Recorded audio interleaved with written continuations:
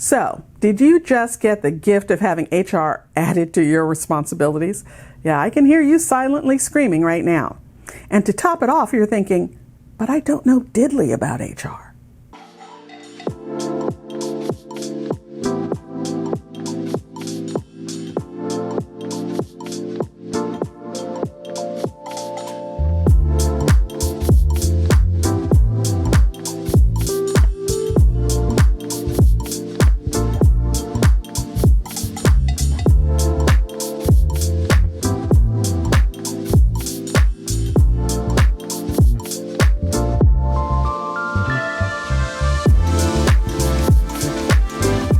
Hi entrepreneurs, I'm Vicky Brown, and you're in the right place if you want to engage your team, boost your business, and grow your leadership muscle.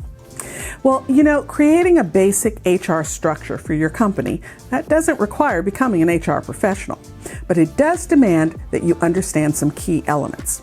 So in these episodes, I'm going to guide you through the essential steps to create a bare bones HR function that'll give you a bit of compliance peace of mind and hopefully not send you running into the night. And yes, I did say episodes. Well, what can I say? I thought it would be only one, but as I went through the materials, I realized it would never get successfully smushed into one episode. So we'll start with the series this week with staffing, employee classifications, and background checks. Then next week, move on to setting up payroll, compliance, and record keeping, and finish up with part 3, new hires, terminations, and employee benefits. So let's dive right in. Searching for and selecting the right candidate does not need to be painful, but making that happen takes more than knowing the right interview questions to ask. First up, figure out what you need. You see, a successful interview starts by finding the right candidates, and you can't find the right candidates if you don't know what skills, experience, and attributes you need. A solid job description helps potential candidates understand the expectations and requirements of the job. The goal is to help them self-select, so qualified applicants will apply and unqualified ones won't. Here are some questions to help you in writing the job description. What are the expectations of the position, and what do you want the person to accomplish? Is anyone currently in the position? If so, what personal characteristics make them successful in the job? Is it attention to detail, strategic thinking, project management, etc.? What previous experience will help someone succeed in the job? Are there educational or equivalent experience requirements? Now, by the way, be very careful using educational requirements alone. You may run afoul of anti-discrimination laws. Yeah, it's easy to accidentally fall into this pit, so I suggest asking for either education or equivalent experience. Who will this position report to? Where will they be working? Next, figure out where to look. So, how do you get the word out about your job opening? Well, you have to post the position. Now, generally, postings come in 2 formats. Short form, more of an ad version of the job description, and long form. Now, which version applies depends on the platform's guidelines. A quick legal note. You may want to include equal opportunity employer language. And by the way, don't ask about prior salary. That's illegal in some states. You may also have to list the salary range for the job and other notices, depending on the requirements of your state and/or city. Now, decide who is best for the job. The interview starts long before someone walks in your office and you ask them where they plan to be in 5 years. By the way, please don't ever ask that question. Interviews start with the resume.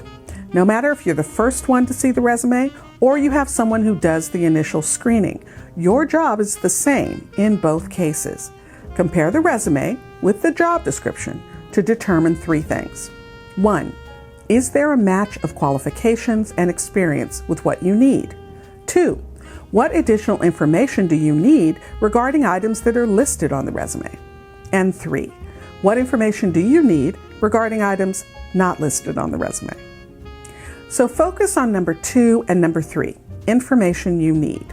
This will form the backbone of your interview questions. Your goal is to identify and measure competencies. That's a fancy HR word for abilities. You're delving into competencies in order to measure the candidate's level of experience. Next, let's talk about employee classifications. You see, the people responsible for the regulations around employment, the Department of Labor, the IRS, your local state employment departments, well, they consider anyone who works in the U.S. as eligible for overtime. That's right. Everyone is eligible for overtime. That is, unless your job is exempt from the overtime rules. See, that's how they get exempt, meaning exempt from overtime rules, and non-exempt, meaning not exempted from the overtime rules. So, how do you know if your job is exempt from the overtime rules? Well, the feds, and even some states, put together specific guidelines that a job has to meet in order to qualify as exempt from overtime. Everybody gets in on setting the rules, because when you pay overtime, you also have to pay payroll taxes on top of the overtime amount. And to put it mildly, the IRS wants their payroll taxes. There are 6 exempt categories.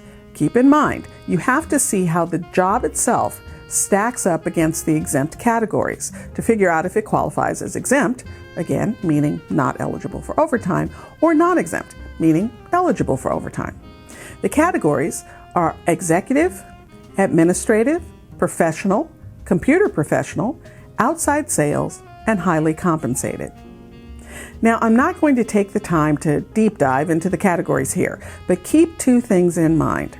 Number 1, I am absolutely certain that you have a much larger number of non-exempt employees than you think you do. I know this because it's almost always the case. This is the most common misclassification, classifying a job as exempt when it should be non-exempt. And number 2, I cannot impress upon you strongly enough that you need to be very careful before you classify a job as exempt. Don't be shy about reaching out to your labor attorney. And yes, you should have one if you can't figure this out. This is not a good calculation to get wrong. It can be very expensive. Okay, now on to independent contractors. Now, technically speaking, an independent contractor is a separate business. It may be a business of one, but the officials consider it a separate business. So that independent contractor, or business of one, has all the responsibilities of any other business. They have to pay their own taxes, sell their services to more than just you, use their own equipment and expertise, basically not be under your direct control. They are just there to provide a product or service, and how that happens should be up to them. Now, there's a lot of confusion around independent contractors and what qualifies as one, mostly because there are a lot of agencies with fingers in the pie. At the federal level, the Department of Labor has an opinion and a set of guidelines, and the IRS has an opinion and another set of guidelines. And then there are various states and their opinions and guidelines. And while your contractor might meet the guidelines of 1 or 2, they may not meet the guidelines of the 3rd. And if they miss the guidelines of any one of them, then they won't qualify as an independent contractor. For instance, in California, with few exceptions, if the contractor is performing work that's critical to your business, for instance, you're a copywriting service and you take on a contractor to do copywriting, then they can't qualify as an independent contractor. That's the B in California's ABC independent contractor test. And as you might guess, that knocks out a large block of independent contractors. Now onward to background checks. There are a fair number of regulations around background checks at the state and sometimes local level as well. I feel like this is a good time to have a chat about online searches. As an employer, just don't do them. I know there are a lot of sites that say you can check someone's background or record for free, but the downside of many of these sites is that you can't know for sure that you have the full and accurate picture. Generally, they look at digital public records, while a full background check will include national, state, and county level searches, as well as verifying identity, social security numbers, and sometimes even education. Full-service background checking companies use digital records as well, but they also use actual humans making phone calls. And sometimes they even use physical records. That means they may even send someone to the county records building. And finally, when you hire an established background checking company, you get the added benefit of knowing that they comply with the various background regulations. Honestly, I have the same concerns about do-it-yourself background checks. You aren't an expert in this area. That is, unless you run a background check company. And the likelihood you'll either not get all the information you need or accidentally take the wrong step and violate a regulation, well, that likelihood is pretty high. So why take the chance? So what are those regulations? Well, first up, make a conditional offer before you run the background. The laws are different in different states, but for instance, in California, you can't ask an applicant even about some pieces of their criminal history, not even on an employment application. Things like criminal charges that didn't end in a conviction, well, those are off limits. And since background reports often provide this type of information, it's better to just make a conditional offer of employment and avoid the possibility of getting dinged for a violation. A conditional offer is just like a regular employment offer, except it states that the offer is conditioned on receiving satisfactory references, which may include a background check. Next, there are a whole host of required notices and authorizations that have to happen before you can run a background check. And for the most part, they have to be standalone notices. You can't bury some language in another form, and you can't combine the notices. They get to shine all on their own. Background checks fall under the Fair Credit Reporting Act. You know, that thing you hope will help you when you're fighting with your credit card company? Well, they cover background investigation notices too. You have to provide the federal and state disclosure notices, right summaries, and you have to get written consent from the applicant. Generally, your background check company is going to provide all these documents to you for use with candidates. Just a call out though, it's really important that you provide all these notices and get the consent before you run the background check. And what happens if it comes back with a ding on it? Well, that's a whole other ball of wax depending on your state. So I'm going to point you in the direction of your counsel. If you found this information helpful, please subscribe and share. Oh, and one more thing. Hi, I hope you're liking the content. I know it's a lot, and if your first thought when you're faced with an HR issue is, a little help here, then you might want to take a look at the LJE Masterclass. The Masterclass is a learning path for entrepreneurs, founders, and CEOs who find themselves with HR responsibility in their companies.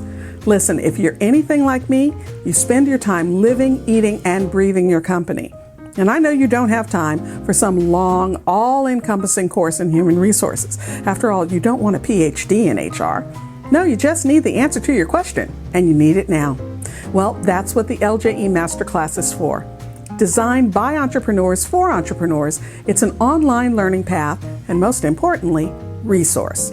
Sure, we have bite-sized video lessons on each subject, but you can also just go right to the step-by-step at the end of each section. And in fact, we also give you workflows, any and everything possible to let you get in, get the answer, and get out as quickly as possible. Just select the Entrepreneur Learning Path at leadersjourneyexperience.com. And don't worry, you got this. And we've got you.